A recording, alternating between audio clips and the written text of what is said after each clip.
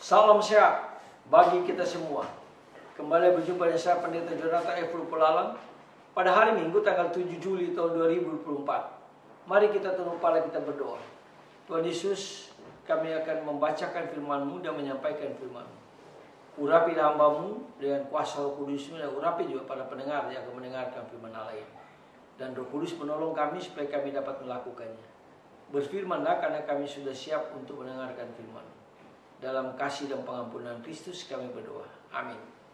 Mari kita baca firman Tuhan yang diambil dari Kejadian pasal 41 ayat 8 dan ayat yang ke-9.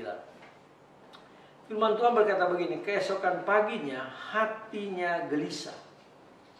Lalu disuruhlah memanggil semua ahli ilmu gaib dan semua orang berilmu di Mesir. Firaun menceritakan mimpinya kepada mereka, tetapi tidak seorang pun dapat mengartikannya kepada Firaun. Lalu kepala juru minuman berkata kepada Firaun, hari ini aku harus menyebutkan kesalahanku yang dahulu.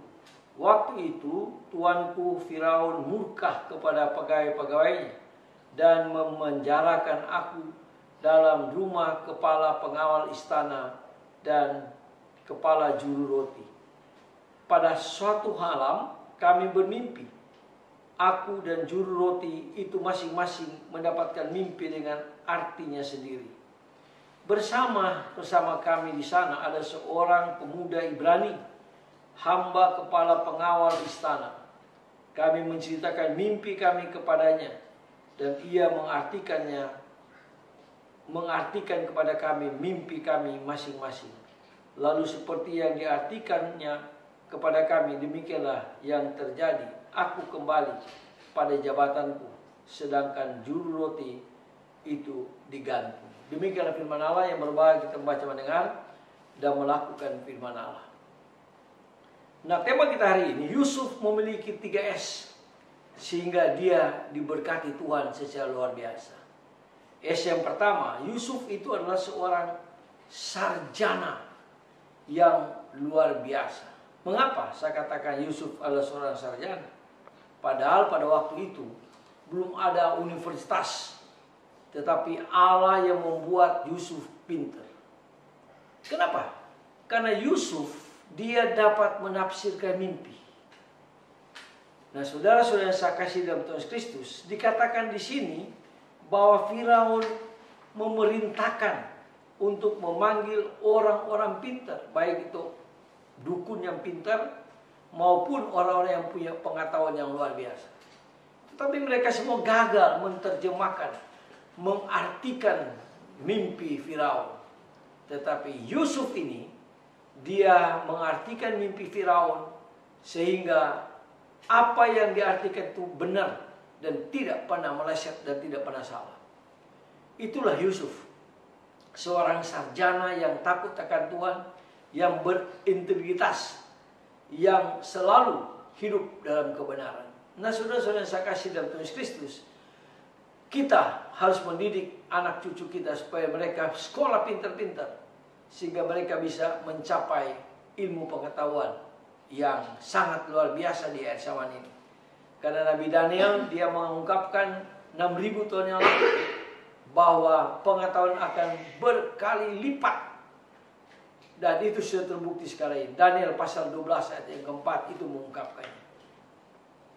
Jadi penting itu kita sekolah dan menyuruh anak cucu kita untuk sekolah pintar-pintar, menuntut ilmu yang pintar-pintar, karena di akhir zaman ini pengetahuan akan makin bertambah secara luar biasa. Itu yang dimiliki oleh Yusuf, sehingga Yusuf menjadi pemimpin yang berhasil di Mesir pada waktu itu.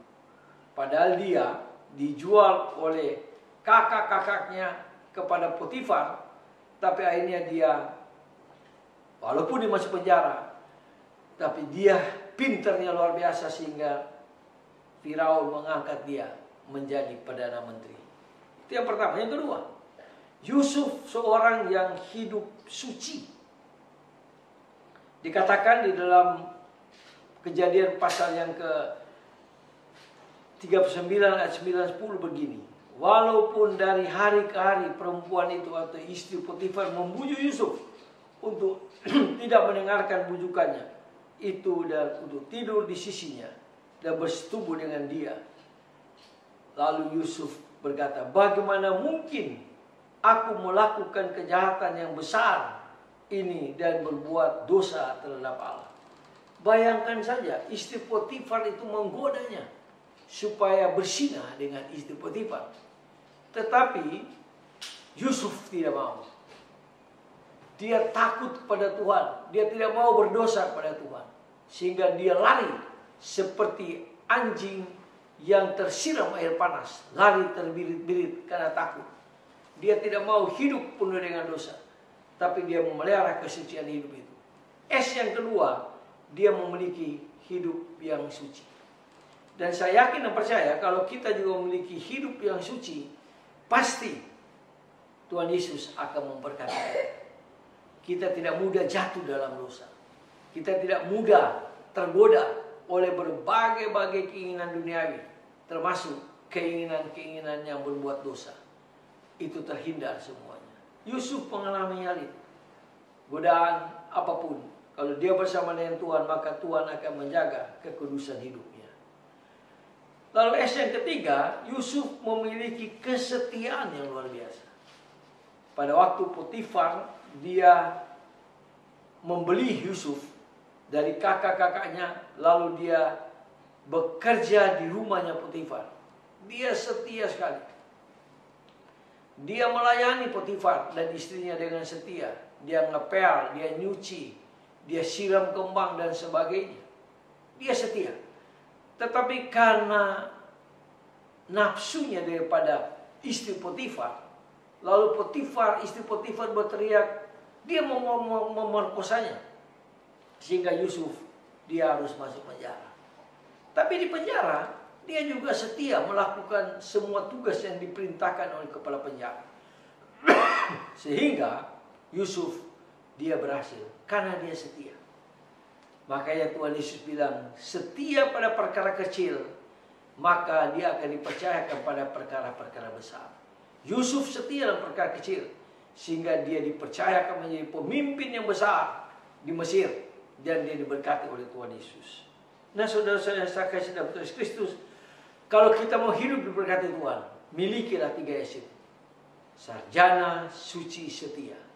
Maka kita akan diberkati. Ajar cucu-cucu kita, anak-anak kita, supaya mereka juga menuntut ilmu dengan baik, tapi hidup suci, dan mereka setia dalam perkara kecil.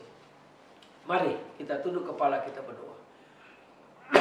Tuhan, ajar kami supaya kami mau mencari ilmu, sehingga kami peroleh kesejahteraan, dan juga ajar kami Tuhan supaya kami hidup suci dan setia dalam perkara-perkara yang kecil.